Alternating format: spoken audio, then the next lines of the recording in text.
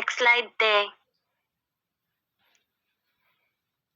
Character-based theories. After the completion of our presentation, students should be able to first know the definition of virtue ethics, two, the development of virtue ethics, three, is important of virtue ethics, and four, the role of virtue ethics in business context.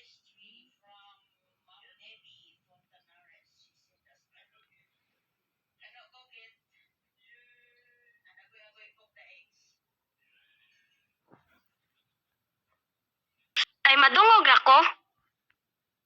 Yes, ma'am. Mas hindi madungog. Thank you. Is a philosophy developed by Aristotle and other ancient Greeks. It is quest the understand and live life of moral character. The character-based approach, the morality assumes that we acquire virtues through practice. So virtue ethics is inspired by Aristotle's theory mentioned above. It possesses the belief that action and influenced by the person own morality and virtues if the person is good by nature and furthers to do good, his own character will explain or determine his action.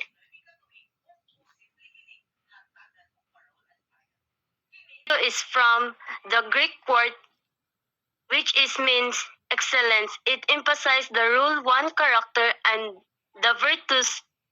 Di mo klaro. Wait ha. Once another, embodies or determining ethical behavior. So, virtue ethics mainly deals with the honesty and morality of a person. Its state of practicing good habits such as honesty, generosity makes a moral and virtuous person.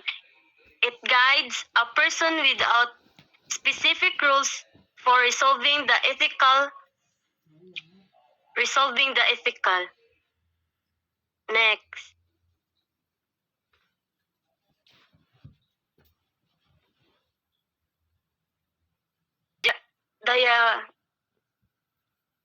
Diagrammatic explanation of how virtuous ethics works. So, i-explain na namo later tagsa-tagsa. Virtue is principles, action, experience, reflections, and values. Virtuous ethics. Virtues are qualified of doing what the right and avoiding what is wrong.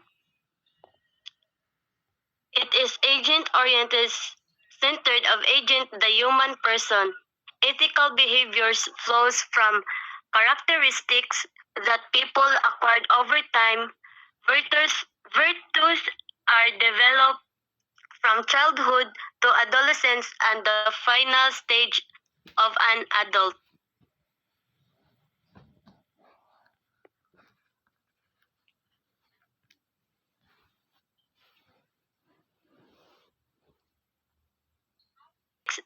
The importance of virtue ethics cannot be shown or realized until we understand the moral rules. However, it's not only through understanding, but we also have to apply these moral values in real life situation in order to become more ethical and in decision making. So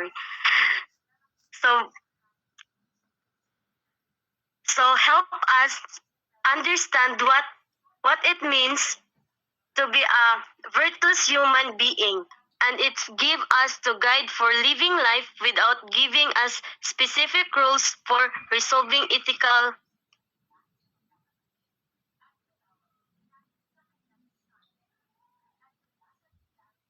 which emphasize virtues of mind, character and sense of honesty.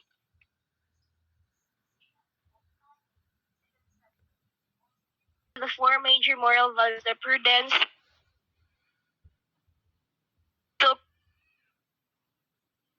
Prudence is the practical wisdom in living life where it can be acquired through experience and reflection. Temperance is the appropriateness in the use of passions or desires. Fortitude are needed to overcome obstacles when one grows. Justice is the fairness and equality dealing with others. Next slide.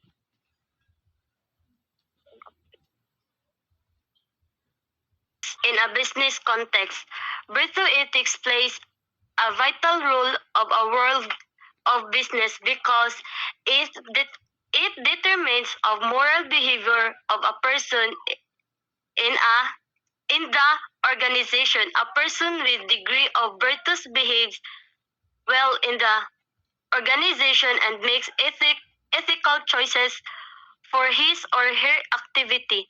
Principles of those virtues are courage, wisdom, temperance, fairness, integrity, and consistency.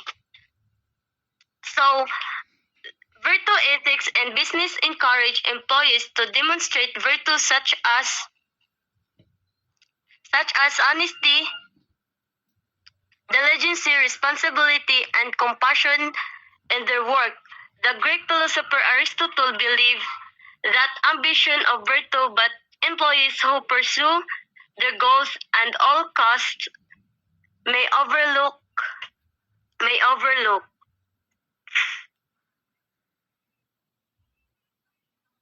All up about virtues. Virtue is not like other ethics in the world of ethics. It is more than ethics compared to other nature of ethics because it is grounded in the human character. It is concerned with the human character from birth to death. In reality, it portrays one's character to be recognized by others and gives a sense of reality. Virtue ethics is arguably the oldest ethical theory in the world, with origins in ancient Greece. It defines good actions as one that embody virtues, character traits like loyalty or wisdom. Virtue is a disposition to act, think, and feel in certain ways. Virtue ethics is person rather than an action base. It looks at the virtue or moral characters and carrying out an action rather than at ethical duties and rules.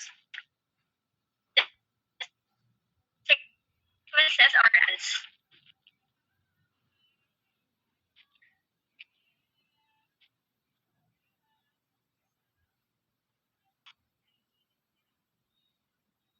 So, Aristotle, I know you guys knowledgeable already that he was a Greek philosopher from 384 to 322 BC. He also a scientist and invented the logical of the categorical syllogism. Aristotle's moral theory is focuses on virtue, commending the virtuous way of life by its relation to happiness.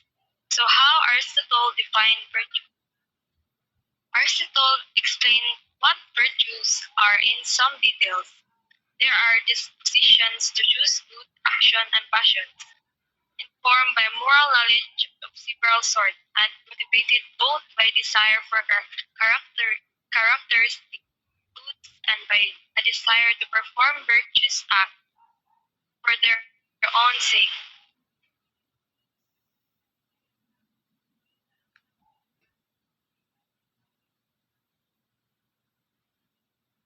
Next slide.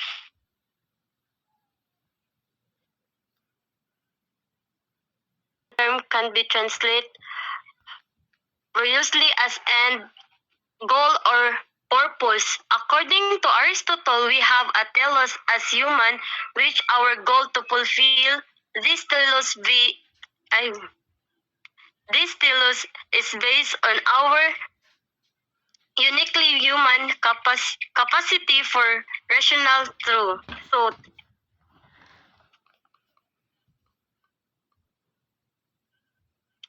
So, how be a good people and how to lead good lives? A life a good when it fulfills its purpose.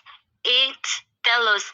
The telos of human life is what we may call a purpose, goal, end, or true final function and of an object, ended Those of you studying Aristotle in units related to the philosophy of religion may recognize the link between Aristotle's general, technological, and worldview of his studies of ethics.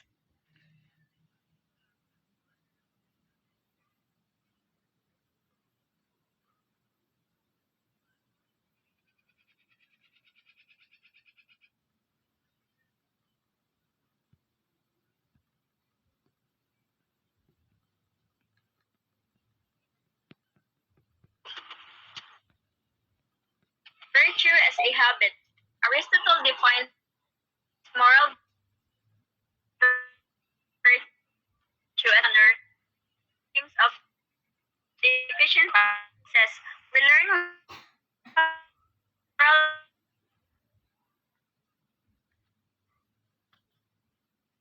that is once they are acquired characteristic of a person. For example, develop the virtue generous because he tends to be generous in all circumstances. Moreover, a person who has developed virtues will be naturally disposed to act in ways that are consistent with moral virtue. The virtuous person is the ethical. At the heart of a virtue approach to ethics is the idea of community. A person's character traits are not developed in isolation, but within a community to which he or she belongs, including family, church, school, and other private and public associations. As people grow and mature, their personalities are deeply affected by the values that their communities prize, by the personality traits that their communities encourage, and by the role models that their communities put forth for imitation through traditional stars, fiction, movies, televisions, and so on. The virtue approach urges to pay attention to the contours of our communities and the habits of characters they encourage and instill.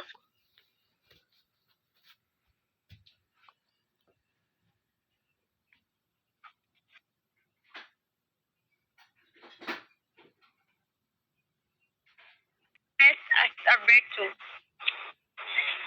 Happiness as a virtue, the pursuit of happiness as the exercise of virtue. According to Aristotle, happiness consists in achieving, through the course of a whole lifetime, all the goods, health, wealth, knowledge, friends, etc. that lead to the perfection of human nature, to the enrichment of human life.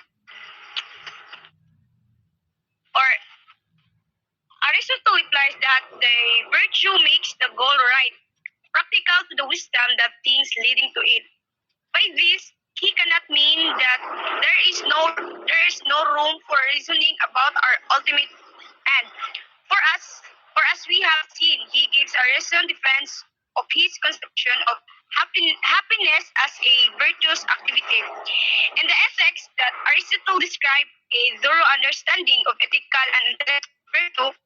By pursuing these virtues, Aristotle argues that a person can achieve a life of fulfilling happiness, that the ideal polis as described in the politics that serve as a place where the virtuous life is attained in the best manner. Next reporter, please.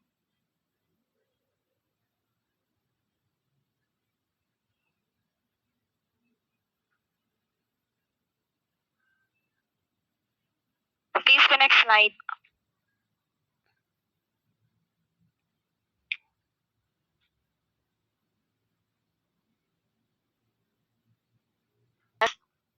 He stated the light of reason is placed by nature and thus by God, and every man to guide him in his acts. Therefore, human beings alone among God's creatures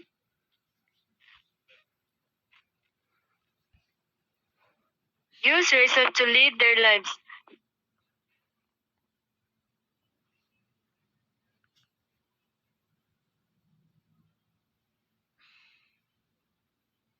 Natural law of Saint Thomas. The natural law is the eternal law from God that can be known by humans. Example na ni kay the Ten Commandments, di ba ipadama to siya sa Ginoo nga kita ang mo kanang mubuhat nga ato nga kanang commandments. Then human law is the ordinance of reason for the common good and is made public by society's ruler. This ruler is responsible for the care of the community. It is published so that everyone knows it made public.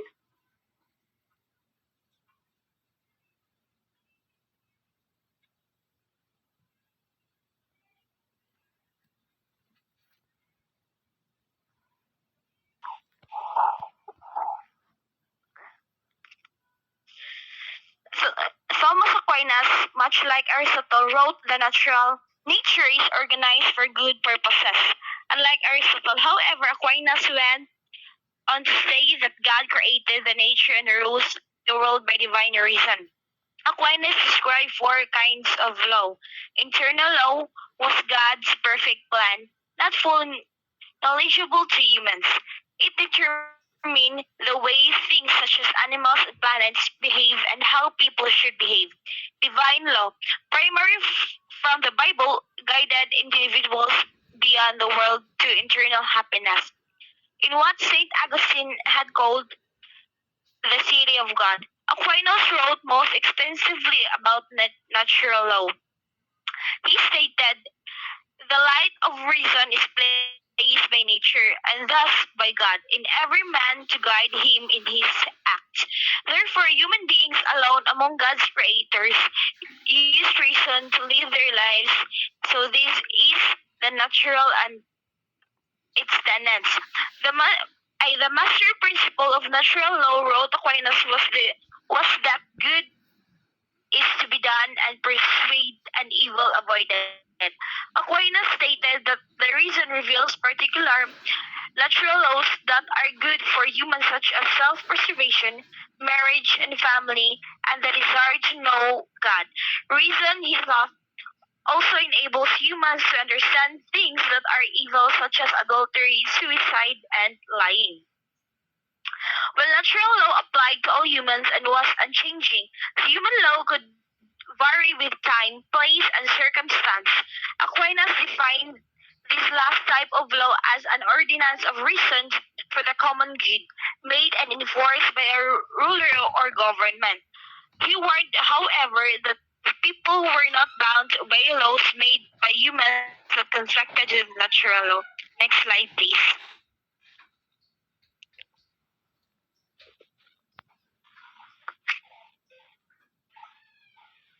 Next slide. One is happiness as constitutive of moral and cardinal values. So, in happiness as constitutive of moral and cardinal values, there are four major types.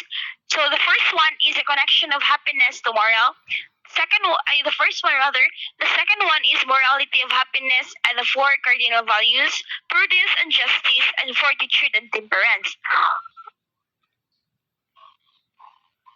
So, through teachings, we implicitly making the connections between morality and happiness in attempt to restore. So, they have a two types. So, the ethics of the God and morality of the happiness.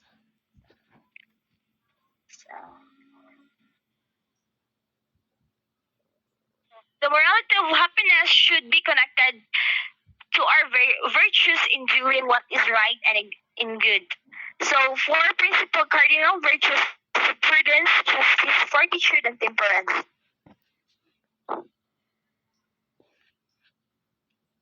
So, prudence. It means that it concerns with intellect, guides the judgments of our conscience in discerning or true good and in applying moral principles to particular circumstances. So it is a right reason in an action. Then the guide and measure for all the moral virtues. Then justice. It is concerned with the will. Virtue that consists in giving to God and neighbor what is due to each others, giving to them what is rightly belong to them. to establish the peace and harmony that bring together people and allow the and allow to prosper while living in a community. So that's all.